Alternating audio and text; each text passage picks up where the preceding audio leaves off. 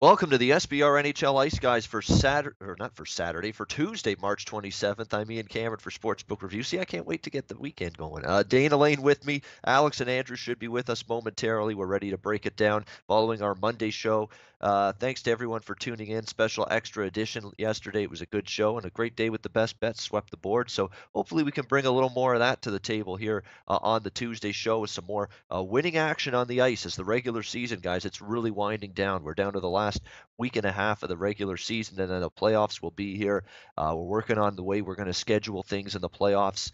This week, we're going to start, talking about it and seeing what we're going to do exactly come playoff time with this show. But rest assured, we're going to be here throughout the Stanley Cup playoffs, breaking it down here. On the NHL Ice Guys. So let's get it going on this Tuesday. Carolina, New Jersey to kick off the Tuesday, March 27th slate. At the top of the rotation, we've got New Jersey about minus 150 to minus 155 here in this game. The total 6 shaded to the under, minus 115. Carolina on the second night of back-to-backs following a 4-1 win against Ottawa, 2 straight wins for the Carolina Hurricanes against the Ottawa Senators. They are at 79 points. They're 7 points out but behind New Jersey for the final wild card spot in the East. They're not going to make it, Carolina, but as long as there's a shred of belief, and as long as there's a situation where a team believes they're still got a shot and that they're mathematically in, which Carolina still is, I think you're still going to see them try to give one last gasp effort here in this hockey game. But New Jersey's playing some really, and I mean really good hockey. They've won 5 of their last 7. They had 2 losses to San Jose and Anaheim. Other than that, they had a road win against Nashville, road win against Vegas, shutout road win against Los Angeles, road win in overtime against Pittsburgh. Considering the tough spot that they were in that game, coming back from the West Coast road trip, going to Pittsburgh to play another road game in the Eastern time zone, And to be able to pull that game out in overtime, very impressive there. A 4-3 victory, and then 2-1. They follow that up. First game home after being on the road for 6 straight games, and they find a way to take down the number 1 team in the East right now, the Tampa Bay Lightning, 2-1. So this has been a very tough stretch, grueling stretch for New Jersey. Tough opponents, most of them on the road, all of them good teams, and to see them go 5-2 in that stretch is really phenomenal. Great job for John Hines and this Devils team, playing good hockey right now. I think they've got an advantage from a situational perspective here with Carolina on the back-to-back. They're just 7-9 this season. The Hurricanes on the second night of back-to-back games should favor the Devils, but the price has gone up a little bit. New Jersey was laying about minus 140, minus 145. Now it's up over minus 150 in this game. So it's just a little bit now out of my price range looking at the New Jersey side.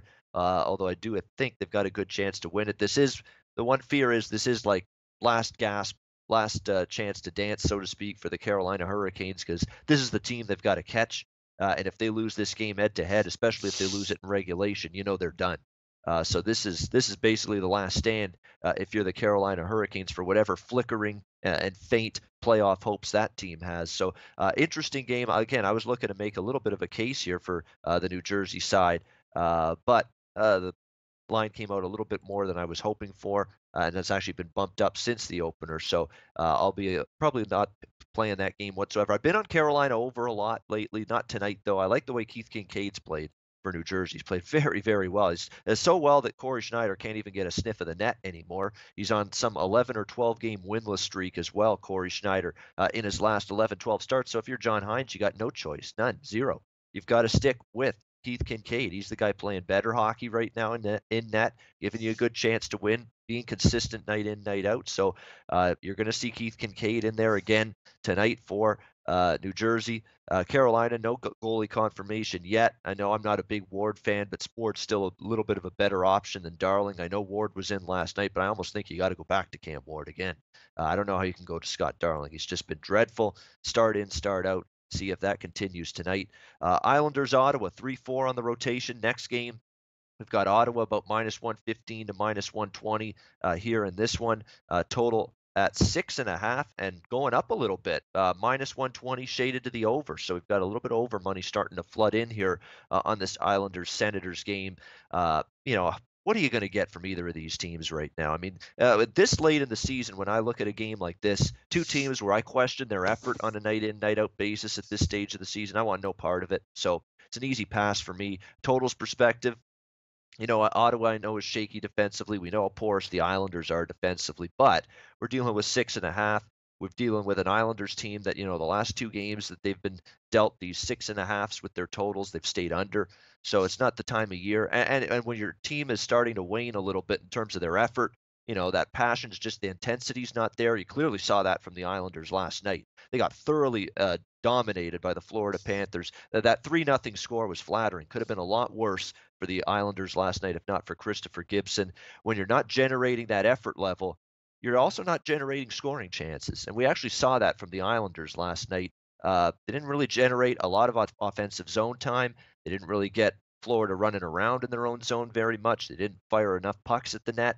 And so that's another concern, I think, if you're going to look at this total and go over this very lofty 6.5 here in this game. So for me, side-wise, totals-wise, don't really have much on this game, so it's a pass on this one for me. This is on Dana's card, though. Sens and Islanders tonight. I know all of us had some part of the Florida Panthers fading this Islanders team last night. Is Dana maybe going back to that well, or is he looking at the total? We're about to find out. Dana, Sens Isles, what do you got? Yeah, I'm going to fade the Islanders tonight, Ian, and for a different reason. The fact is that last night was the night that they were officially eliminated from the playoff race. And usually I'd go back to a team in a second game of a back to back, but I thought last night they were completely lethargic. I thought the Islanders were sloppy. The Panthers had 6 power play opportunities, which led to their 41 shots allowed. Even the Islanders weren't able to match that like they are on most nights. And that they really showed me uh, a couple things last night. The Panthers had 35 shots through the first 2 periods. They completely suffocated the Islanders in the second half of that game, as we all thought that they would. The game, and honestly, the game could have been a lot worse. I mean, there was a few instances. I mean, if you want to kind of point to where the Islanders are, and we talk about how they're sloppy defensively and they make some bad choices. And Anders Lee, who's had a fantastic year this year, he went out to the blue line to confront Mackenzie Weegar, and thinking he was going to poke the puck past a defenseman, and Uyghur just went right around Anders Lee like he wasn't even there. And it was just and now you have a guy that's completely out of play. Uyghur was able to get a shot in on net, or eventually it got in, but at least a quality shot off, all because of Anders Lee couldn't maintain his position on the ice, which would have ended in a much better result. Their spacing isn't good in their own end. They get beat quite easily with good puck movement because they're just mentally. I don't know if they're athletic enough to swing around the ice when the puck is swung around, but it seems like they're always out of position and they never have their stick in the passing lane. They're horrific as far as getting back on defense. Um, they're just always, to me, they're always looking to take off the other way instead of staying at home and being a solid defensive team. And it really forces their goaltender every single night to be in that 35, 37 range as far as saves, just to stay in the game. And I don't think that that's fair to any of the Islander goaltenders.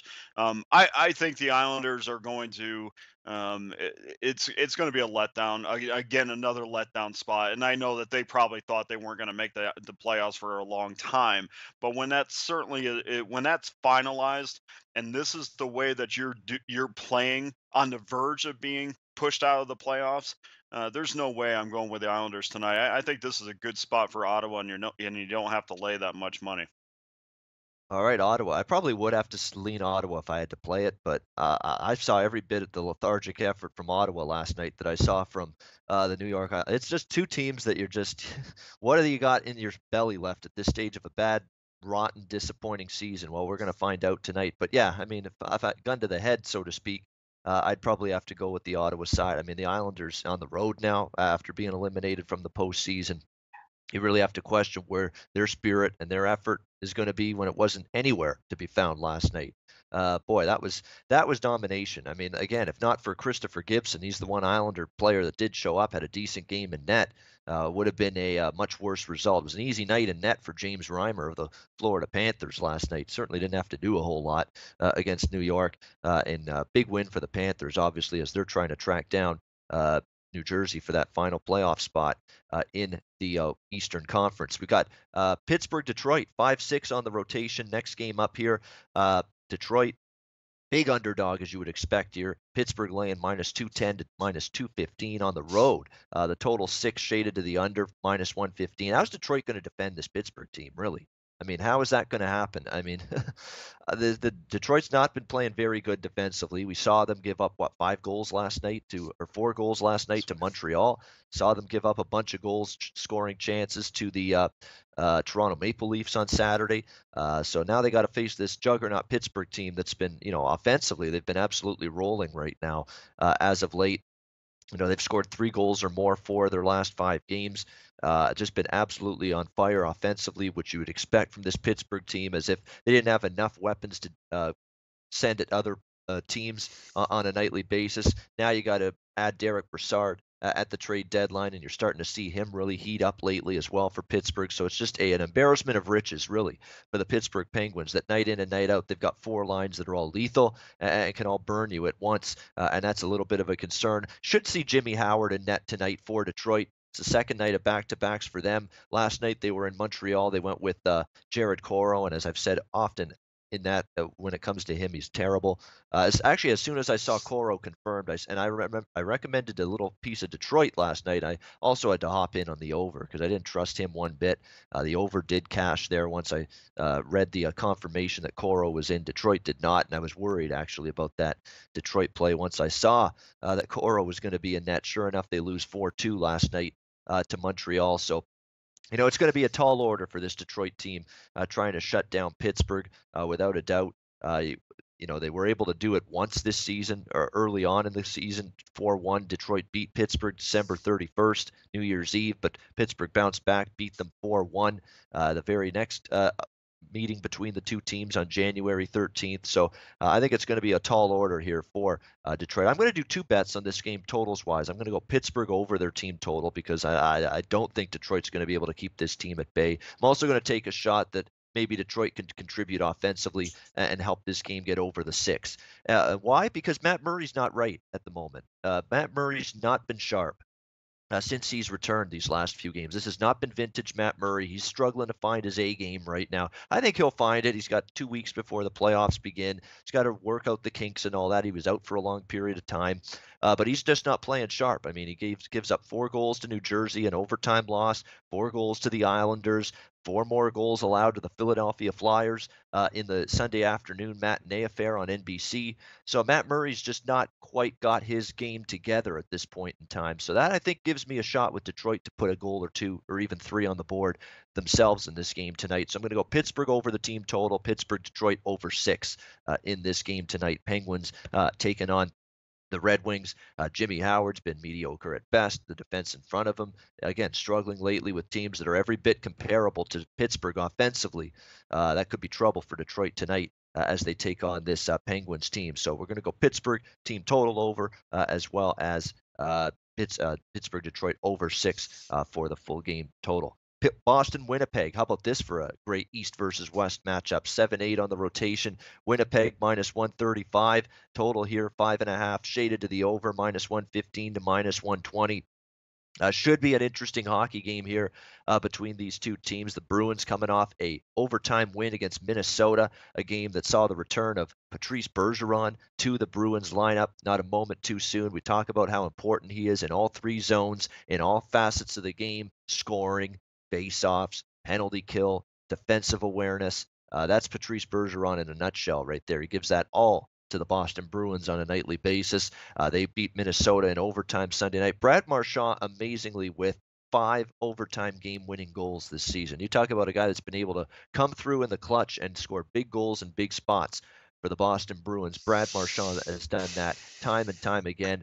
And look at this. Don Sweeney, everything he touches is turning to gold right now. He's actually, starting to prove some doubters wrong. So a lot of people that were not, very high on Sweeney early on when he assumed the GM role after they fired Peter Chiarelli. But he's made some good moves, some good signings. Look at Ryan Donato, who just steps right into this Bruins lineup and contributes offensively after they signed him, college free agent. So you got to, and just another player to add some more depth to this Bruins team. So again, a lot to like with this Boston team. A lot to like with this Winnipeg Jets team as well. I mean, two teams playing really good hockey. I think two teams that are motivated as well to tune up, fine tune their game, and go into the playoffs playing well and playing their best. We saw that. We've seen that from each of these teams lately. Winnipeg, a very nice win for them against Nashville, a team that had been a little bit of their nemesis this season. Winnipeg finally gets a win over the Nashville Predators on Sunday. A little bit of a statement game for them. They certainly played like that. That was a great hockey game. That was not a good game. That was a great game, Nashville and Winnipeg on Sunday night. It had everything, up and down, great pace, great goaltending, because it actually could have been worse than 5-4. Both goalies, Saros and Hellebuck, actually in that game played very well. It was lots great pace to it, very nasty as well, very physical, a lot of scrums. Tyler Myers looks like he wants to kill PK Subban at one moment in that hockey game. I mean, it just had everything, basically, that you would want in a good hockey game. Basically, and it had everyone on Twitter, Pierre LeBruns of the world, Bob McKenzie's of the world, Darren Dragers, all these insiders, the NHL insiders saying, give us a Nashville-Winnipeg playoff series, please. And I totally agree. Everybody's saying it after that game on Sunday night. Please let these two teams meet each other in the playoffs, because it would be one hell of a series. To be honest, in this game, I don't have a whole lot. I mean, I think it's going to be a great game to watch. I think you're going to get both teams wanting to make a statement against the other. Totals wise, it could go either way. Boston and Winnipeg fully capable of playing a 5-4 game, also fully capable of playing a 3-1 game. I mean, they could play either style, could be lower scoring, could be higher scoring, could go either way there. So fascinating game to watch. I'm interested to see it. Won't be involved, though, from a betting perspective on it. Alex B. Smith might be, though, because this is one of his games. Bruins and Jets, good game on the card tonight. Alex, what do you got for us here? Yeah, it's both teams are really good. They're both fighting. They're already in the playoffs, but they're trying to, at least in Boston's case, they're only 2 points behind Tampa Bay. So there's still a really good chance that they could sneak ahead and try and grab the division lead in the Atlantic. But everything seems to be kind of firmly set within the Central. Winnipeg 5 points behind Nashville, so it would take a little bit more work. But both these teams, they, like I said, want to go in rested and ready for the playoffs. Both have had injury concerns, key players out missing. In the last couple of games, like I said, Bergeron coming back, but there's still some guys missing for Boston. I could see this being a game where both teams kind of play a little bit tight, not a whole lot of, not going to be taking a whole lot of different risks and chances and so forth. I can see this game actually going into overtime. I talked about the three-way lines yesterday, how they helped me win with the Florida in regulation. This is a game I would probably put maybe just a little bit on the draw. I could see this game going to be 2-2 after 60 minutes. Like I said, both goaltenders playing very well, and both teams just really, they don't make a whole lot of mistakes. They both play well on the penalty kills and the power play, so everything kind of evens out for both these teams when they're playing at a high level. So I'm really looking at the three-way draw here. I think this game goes in overtime, and then we could see it's just whoever has the best chance in the overtime frame or the shootout that ends up winning this one. Yeah, they just both played an overtime game in their most recent game Sunday night. So there you go. And again, that's a good point about the how it looks on the sportsbook. Each sportsbook's different with how they do that. The books with the three-way line, you think the game goes to overtime, you bet the draw option, obviously. If it's a two-way line, there's some books that Pinnacle is a good one. You can actually, there's a prop there. Will the game go to overtime? Yes or no? Yes, no, will it go to overtime prop is available at Pinnacle. And that's another way you could get at that overtime prop that Alex is talking about. So two ways, the three-way line, you bet the draw, or you could look for a yes, no overtime prop, which Pinnacle and I think a couple other books as well have that. So very possible we could see an overtime game here. I do think it'll be tight, good game. Bruins, you're right. Right down Tampa Bay's backside right now in terms of the Atlantic Division. Only 2 points behind. Tampa Bay, again, last night, rough loss for them at home against the Arizona Coyotes. But again, I told you yesterday, Antti Ranta's playing great hockey right now for the Arizona Coyotes. He is. He's playing phenomenal. He's been, I think, 2 goals or less in 4 or 5 straight starts, and it's very good again last night against Tampa Bay, leading them to that victory in Tampa. So good news for Boston fans. The division is still in their grasp. They can still snatch it away from Tampa Bay. Interesting observers watching this from afar, of course. Toronto Maple Leafs, because this is going to determine who their first round opponent's going to be. Is it going to be Boston if they stay in the 2-hole, or it could still be Tampa Bay if they slip down to the second spot in the Atlantic Division and Boston overtakes them for first in the Atlantic. So the Leafs very much interested in this Boston-Tampa race for first in the Atlantic Division. Andrew McGinnis, this is everybody involved in this game. Andrew as well. Jets and Bruins. Andrew, take it away. What do you got? All right, yeah, guys. Ultimately, I just think that you look at the stats in this match. I look at the average goals per game. I think Boston at 3.28, Winnipeg 3.33. You look at that, and you can't really expect to see that every single night. But that last game against Minnesota, we saw from Boston. I don't think that's the team we're going to be seeing for the playoffs and the next couple of weeks. I think we're going to see more of an exciting team now that Bergeron's back, especially. And one thing that really has to be a point that has to be made about Bergeron is that even though he is like that scorer and that great line mate to have, he's known for his two-way skill, and people don't realize that even though that's not a way to put the puck in the back of the net, that just shows great leadership. He's a role model for a lot of players, and it really rubs off on people. A lot of people have Bergeron back in the lineup. They see the stuff he does. They see how he performs. They see his work ethic, and they start doing the same thing as well. So I think having him back in the lineup is key, and having him down the middle is really big for them. Again, but having said that, they do have Backus out. They do still have Chara out. They do still have Rick Nash out, DeBrusk, and McAvoy. But I think that having Bergeron back is just such a boost for this team. I mean, they're already playing excellent hockey. They're headed in the right directions. And to be quite honest, this is a possible Stanley Cup final matchup, guys. And I think this should be an exciting game. And I think, Ian and I talked about this last year during the playoffs. And I personally think that, I've been saying all year that I think in some key matchup opportunities, the under is a play. But, sometimes I think when it is such a, very hyped up game and two teams that could see each other here in the waking days of the playoffs, I think this game could get up and over the 5.5. And, seeing both these two teams getting a 5.5, I know they do have both extraordinary goaltenders, but just the way these two teams have been playing right now, I think that the way they're going to collide right now deserves an overlook. And for Boston right now, a fun stat looking at it, they had that Minnesota 2-1 victory. And the funny thing about Boston right now, they have a stat where the over is 7-3 in their last 10 after allowing 2 goals or less in the previous hockey game. So, they had a pretty relaxed game against Minnesota. I mean, it was a good hockey game, very skillful game, but it definitely wasn't that run and gun type game and that really high tempoed game. So I think with these two teams, with the depth they have up front, I mean, one thing I want to say too is Paul Stastny for this Jets team. I mean, he has been extraordinary. Putting him right in the middle of Ehlers and Laine, he's been a great fit between them. And of course, I think the Jets, you have to mention it again, they are very, very happy to have Scheifele back. They're looking pretty good as well. But I just love the Winnipeg's depth, I think down the middle especially. And of course, you have to mention Kyle Connor stepping things up.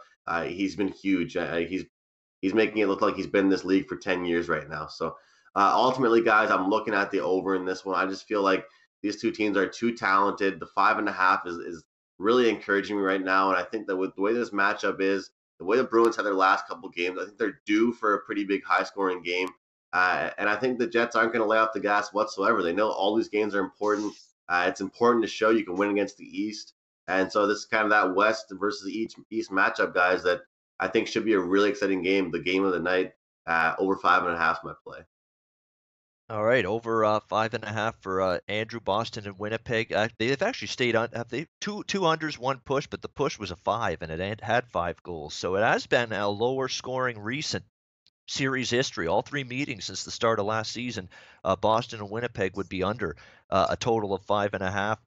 Boston, obviously, with Bergeron back, I think that's a big thing for them defensively, every bit as it is offensively. And you see it against Minnesota. They only give up 25 shots in that game with a 2-1 win. Again, with total in this game, it could go either way to me. So that's why I'm not playing it. How about Dana? He's also got something on this Bruins and Jets game. I told you, everybody wants a piece of this game. It's such a great game. We got to get involved. Dana, Bruins, Jets, what do you got?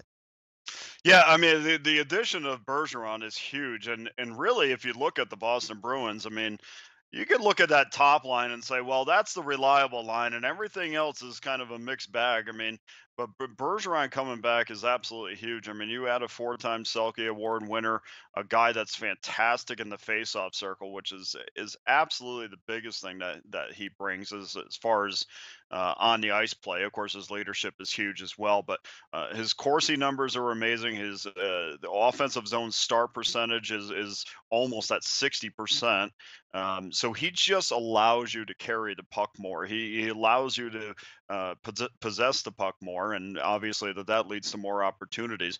The Bruins had lost 4 out of 6, and then rebounded against Minnesota and Dallas, and it's kind of that ride that I expected Boston to be on when they had this a ton of injuries. They still have a ton of injuries to big name players, and obviously from a Boston perspective, if they can get some of these guys back, I mean, they're going to be even more dangerous in the postseason. I think they're doing a lot of things with band-aids right now. I don't know how much you're going to be able to, rely on Donato.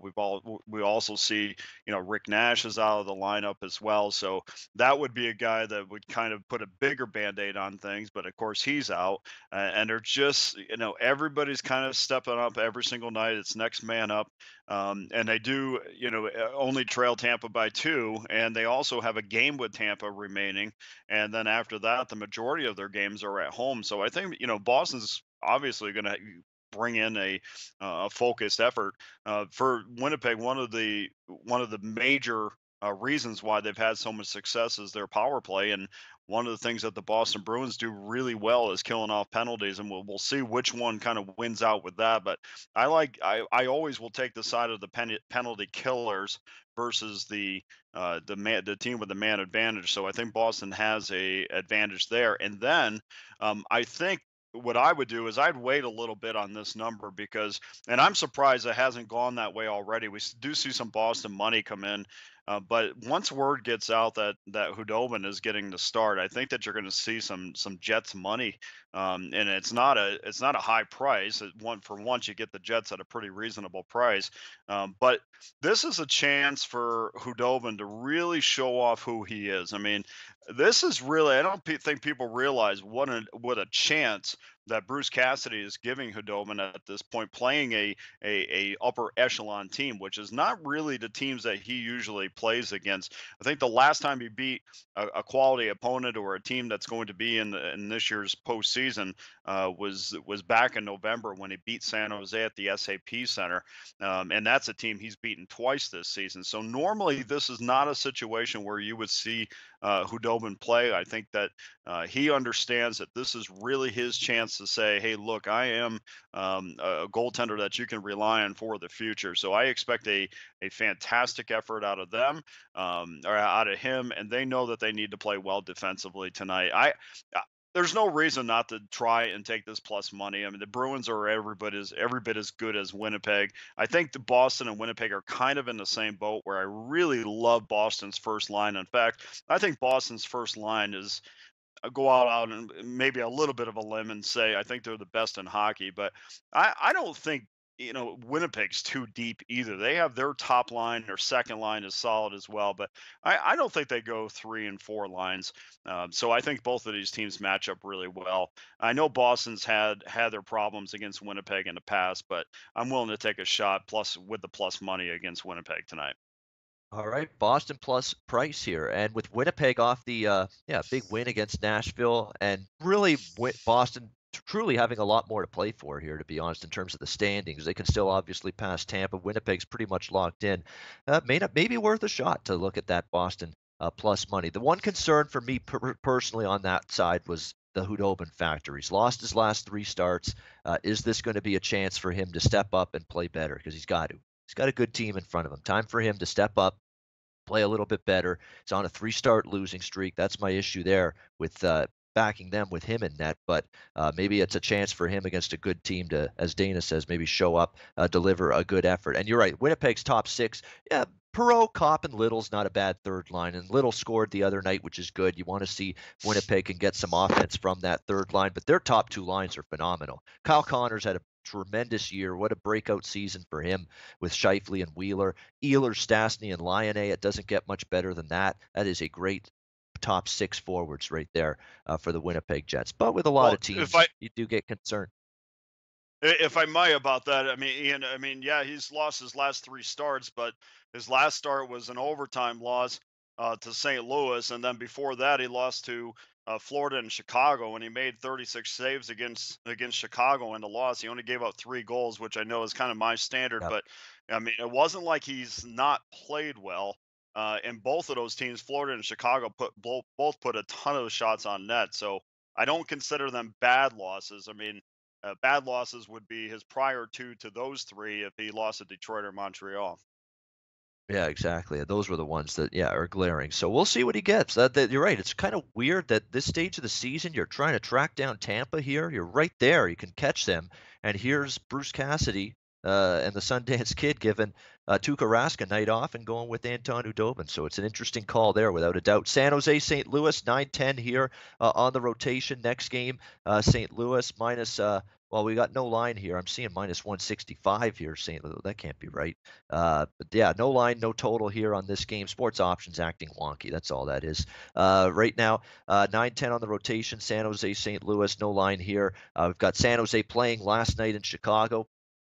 They were able to pull one out of the fire against the Blackhawks, although obviously with Vegas winning last night makes the opportunity to track down the Golden Knights a little bit harder for first place in that Pacific Division after the Golden Knights got 2 big points last night and also clinched a playoff spot. Congratulations, by the way, to the Vegas Golden Knights, officially in the postseason after last night's win against the Colorado Avalanche.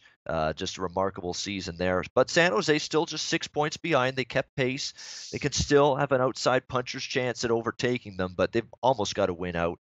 Hope Vegas does a complete flop down the stretch. It's still very highly, highly, highly unlikely that they win the Pacific Division. But until if they still have the belief, obviously it's a situation where they're going to still, think they have a chance to maybe win this division and have that effort. But St. Louis is in the fight of their lives right now to make the playoffs, battling with LA, which took care of business against the lowly Flames last night. So that puts onus on St. Louis to respond. When the other team that you're battling with for a playoff spot wins the night before, you got to respond in kind the very next game. So that's the task at hand here for the St. Louis Blues, who have been playing better hockey for the last week or so as they try to get themselves into the playoffs. And so it's going to be an interesting game here. You got San Jose still with an outside shot at the Pacific. St. Louis battling for their lives in the playoffs here. Very interesting game. Should be a good one tonight. Sharks and Blues. Nothing yet for me. I got to see a line before I even go anywhere with a lean or an opinion on this game. Andrew does have one. Blues and Sharks. Andrew, what do you got in this game? Yeah, Ian, I just fired you off a message there. For what I'm seeing right now, it's the Blues minus 133, and we can get the Sharks right now plus 120. And for me personally, these two teams are both on pretty massive, pretty decent streaks right now. The Blues are 5-0 in the last 5 overall. Sharks 8-0 in the last 8 overall. The Sharks coming off that back-to-back, and I think last night's victory was actually a big win for San Jose. And again, not like it was a big win because of who they played. I mean, Chicago is no team to get too excited about, but just the way that they're winning games, the way this team is looking to me, it just seems like a very well-sound team all of a sudden. And people have been asking who made the most impact during the trade deadline or the trade center. Was it Paul Stastny? Was it Ryan McDonough? Was it Evander Kane? I think 100% right now, you can tell me, and I'd probably give my vote to you, would be for Evander Kane. I think that he's dropping the mitts. He's winning battles. He's scoring goals. He's helping his teammates look better. I mean, he's doing that. He's really come into this team, and he looks like he wants to be there. He is ready to play.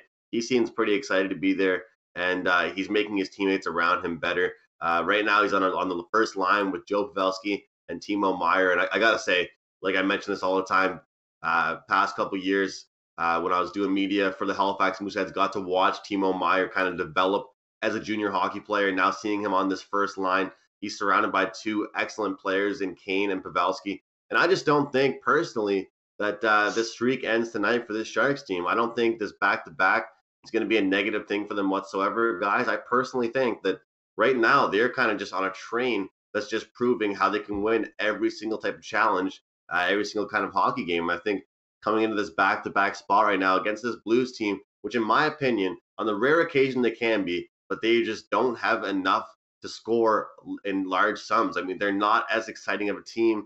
And, I've been really giving the Sharks a lot more credit for that these days. And I think they've kind of become that fast paced game, that fast tempo kind of style team, which is why I'm looking at this plus money at 120 for the Sharks right now. I mean, they're on this massive win streak. They're playing pretty sharp right now. The only thing is we may not get Jones. We're probably going to see Dell in nets. But he hasn't really had too bad of a season. So for me, looking at a backup coming in right now against this Blues team, personally, if you look at the way the Blues have played in their last couple of games here, I'm not really too impressed. I mean, this Blues team is kind of bipolar in my mind. I mean, one game they show me they can beat, it is Vancouver, but they show me they have Vancouver 4-1. So they show me look, they can finally score some goals. Look back against Chicago on the 18th. They had 5 goals.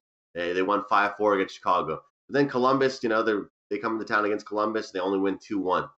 So I understand you can have these low scoring, high scoring lulls, but essentially I think this St. Louis team does not really match up and compare this Sharks team. Back to back or not, guys. Looking at the plus money, plus 120 with the Sharks money line official play. All right, San Jose money line, and that play is a good reminder. Don't bet must win all the time just because you think they got to win the game. Must win does not equal will win. I'll repeat that over and over again. It's a huge game for St. Louis for sure. They're 1 point out of a playoff spot now. See how one night in hockey at this stage of season can change things? They were in a playoff spot before last night. Now they're out of one, St. Louis. LA and Colorado have those 2 wild card spots right now. So it is going to be a great race with those. You can even throw Anaheim. Anaheim's not even out of the hot water yet.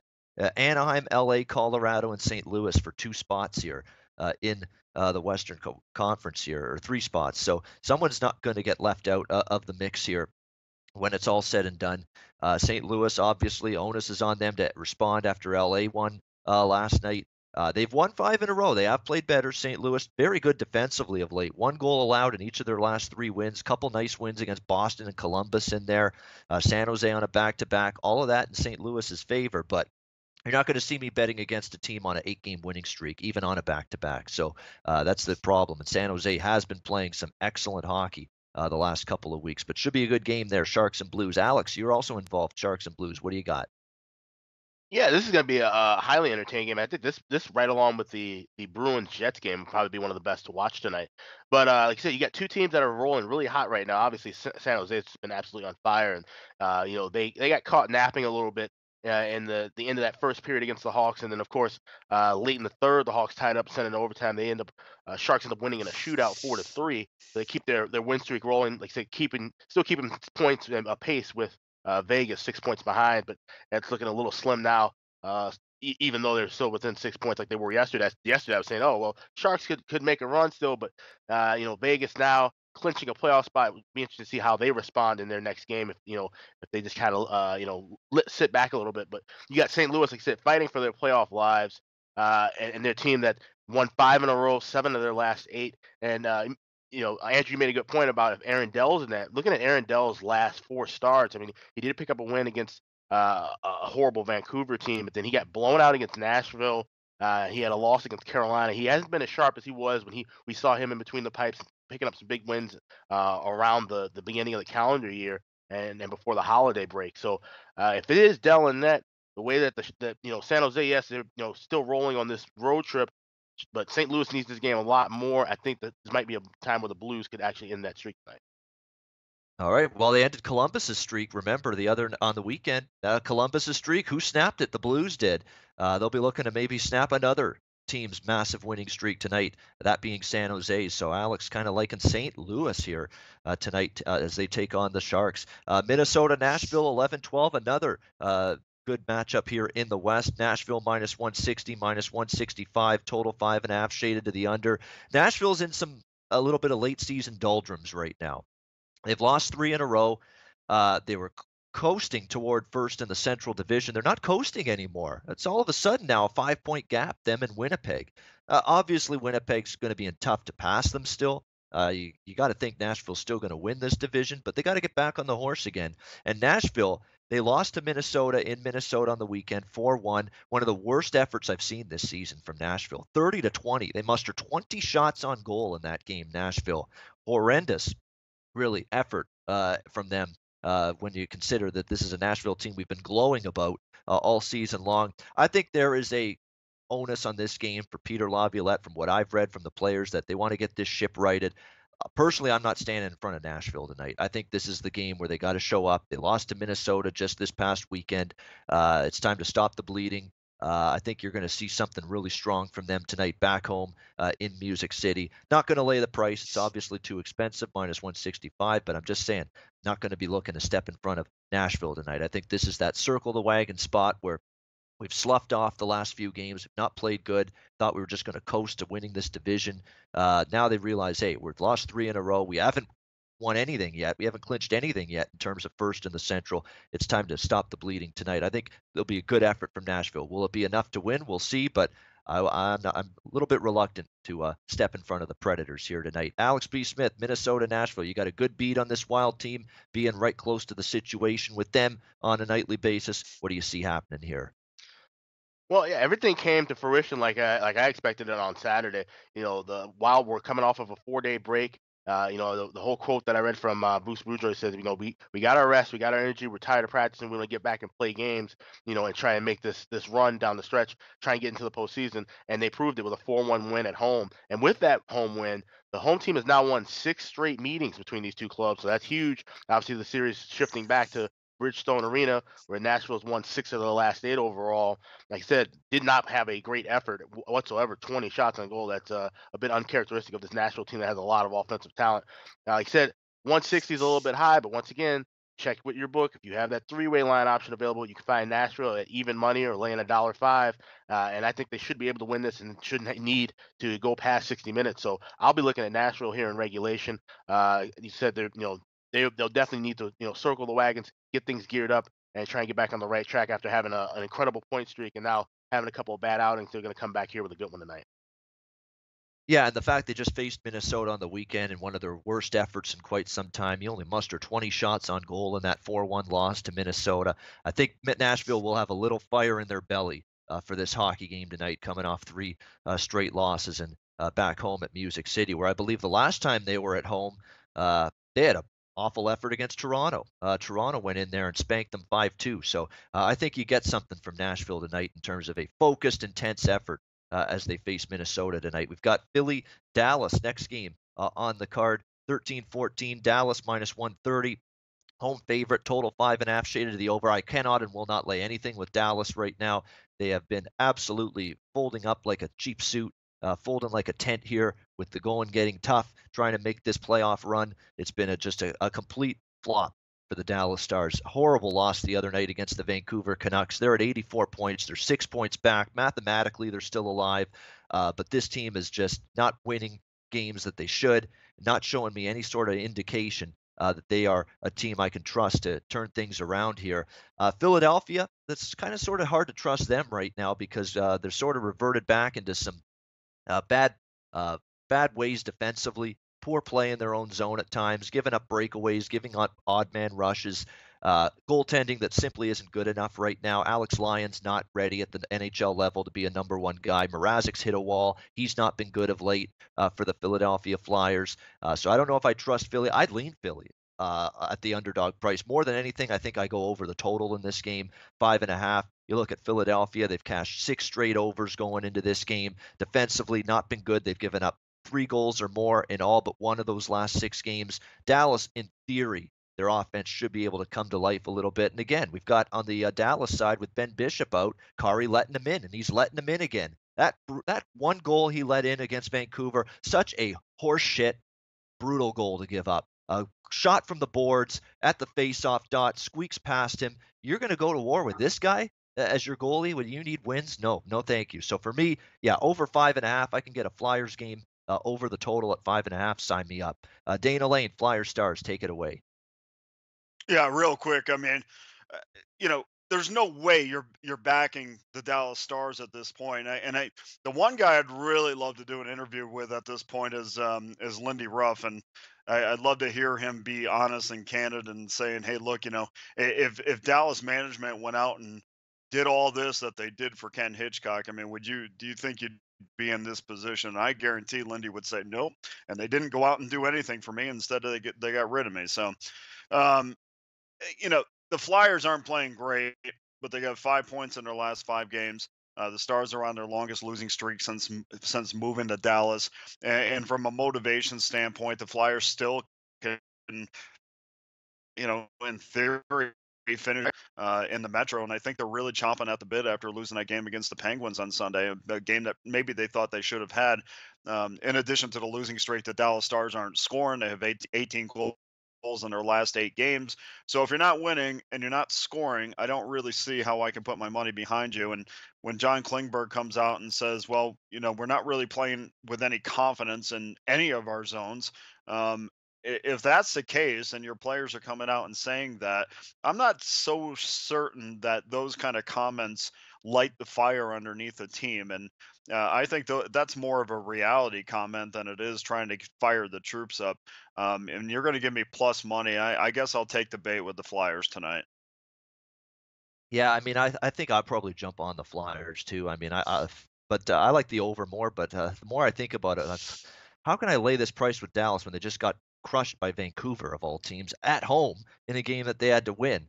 And you got goaltending you can't trust. Like we say, you can't give up a goal like that in a game like that where you need the 2 points more than you need oxygen to breathe at this point if you're Dallas. That's how badly you needed that win. And to see your goalie give up that kind of goal is deflating. Our buddy Austin Geist in the chat here, he's from the Texas area, the Dallas area. He's a big hockey fan, big Stars fan. We're sorry for you, Austin. You deserve better than that. That's a horrendous job by the Stars. Everybody with that team here in the month of March, when they've needed to play their best, they've played their absolute worst. Ken Hitchcock and the crew not getting the job done, clearly. This is also on Alex's card, I believe. Yes, Flyers and Stars, Alex. What do you got for us here? Yeah, my initial look at this game yesterday was to play the Flyers at a price. I had no idea why in the hell Dallas would be favored when they've lost 5 of their last 19 games and 8 straight. Like Dana mentioned, the worst streak they've had since they moved to Dallas. We're talking about over 25 years ago. But you look at Philly, they have lost 5 of their last 6 on the road. Like I said, they've been kind of Jekyll and Hyde team defensively. But the only way I'm looking at this would be over the total. You look at the Flyers, they've had 6 straight games over the total. They've scored 4 more goals in each of those last 6. They've allowed 3 or more goals in 10 of their last 12 games, while Dallas has given up 3 or more goals in 8 straight games. So even at a minus $1.25, $1.30 price, I'm getting 5.5 goals. I think this one should fly over that total. Yeah, Flyers right now good over team, and like I say, you get a 5.5 with a Flyers game. Very much interested because again, you got Alex Lyon and Peter Mrazek, neither one with a boatload of confidence right now in net for Philly. Columbus Edmonton 15-16. Columbus minus 150, total 5.5 shaded to the over. I've only got about 5 minutes left. Personally, I don't have much on this game. I mean, I'm not back going against Columbus, against Edmonton of all teams. That's for sure. Not really in love with laying minus 150, but I'll lean Jackets if you're okay with laying $1.50 on the road. It's probably the side I would look at here in this game. Edmonton's had a game effort. They beat LA, took Anaheim to overtime. There's no pack in the tent here for Edmonton. They're still giving a good effort. Connor McDavid's playing good. Not going to be an easy game for Columbus, but especially after having that streak snapped. And that is another concern. Teams that have a long winning streak snapped, I don't always like to jump back on them the very next game. That could be a little bit of a concern here if you like the Columbus side. So A, the price is too high. B, that situation where the streak gets snapped the other night by St. Louis. I'm a little reluctant to jump right back on Columbus. There's maybe a little letdown, hangover after the winning streak gets snapped. So personally for me, to pass on the Columbus-Edmonton game side or total in this one. And Edmonton, give them credit. I mean, it's been a bad season, but still giving you an effort, particularly of late in recent games. We'll wrap it up with Anaheim, Vancouver. Last game, 17-18. We've got Anaheim minus 210 to minus 220. Big road favorites here. Total 5.5, shaded heavily to the under, minus 135. I consider Ducks puck line here, but Vancouver has another team that's at least showed you a little something from game to game. You just don't know what you're going to get. But there have been games where they've stepped up, obviously beating Dallas on the road, spoiling their playoff hopes in a big way. Stands out. See if they can try to play spoiler tonight against Anaheim. Lean to the Ducks puck line, but I've still got to do some thinking and see what the goalie situation is in terms of whether I get involved in that. Andrew, this is on your card. Ducks and Canucks. What do you got? Yeah, I'm looking at a different approach than I usually do, guys. I'm looking at the team total for this one. Looking at right now, looking at the Ducks. I mean, I think looking at 3.5, you get plus 135. I think they can easily get that. I mean, this Vancouver team, a lot of people you're saying, Ian, I know they kind of spoiled their Dallas's playoff hopes and this and that, but I personally think that they're kind of just experimenting a little bit. They're trying a couple different things. They're going to try people in different spots. I mean, they're just getting ready for the draft at this point. And I think that the Ducks, at the same time, they're still trying to prove themselves. They still have a lot of hope. They're still kind of playing good hockey in their past couple games, and I think it only gets better. And it's like I mentioned on the last show that I was on. When you've got a team like the Ducks right now that are rolling, and they're playing a team, they head into Vancouver. You can't think about it twice. You can't really think really crappy team. We're going to take the game off when it's this close to the playoffs. When it's this close to the end of the regular season, you want to go out on a bang, and you want to pound the really bad teams. I mean, you don't want to just win these soft wins against the weaker teams, 2-1, 3-1. I mean, you want to show them that you can be strong. And I think that this Ducks team right now, at more than they have all season, is showing us they do have multiple weapons and numerous people that can have that talent and that can score for them on a daily basis. And right now, for me, looking at that plus money with 3.5, I mean, plus 135 on the over for the team total seems like the play to me. And I just think that this Ducks team is going to be just dominant over this Vancouver team right now. And one of the main reasons is because I think the Vancouver decor is very weak, and they're very soft. And I think that Anaheim, they do a good job of getting pucks deep and just battling. They're a pretty aggressive team, like to get in your face, and they don't always score the prettiest goals, but I'll tell you, they wear teams down. And they're 5-1 in their last 6 overall, 5-0 in their last 5 versus a team with a losing record. So that just speaks volumes for itself. I think they're gonna take care of Vancouver pretty easily here. But instead of just laying that only a plus 140 with the puck line, I'd rather just take a chance, look at that over on the team total, 3.5 plus 130 price. All right, team total for Andrew with Anaheim over their team total tonight with the Anaheim-Vancouver game. All right, it's time for best bets. Let's start it off. Andrew, what do you got? We got a 3-0 sweep to follow up from yesterday. Let's see if we can do it. Andrew, what do you got? Best bets. Yeah, I'm actually going right back to that one I just talked about, Ian. I really like that play a lot, and I think that 3.5 is an easy jump to get over. So I'll be hoping for some goals in the Ducks game, and let's get it, guys. All right, there you go. Anaheim team total over for Andrew. Dana, best bet.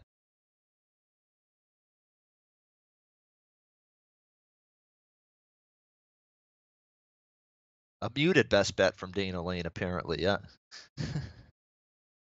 Well, when the dogs are barking, you don't need anybody hearing it. So, to me, the Islanders, yeah, I mean, they were completely out of place last night. I just don't. I don't even know if I like the way that they're coached anymore. I don't.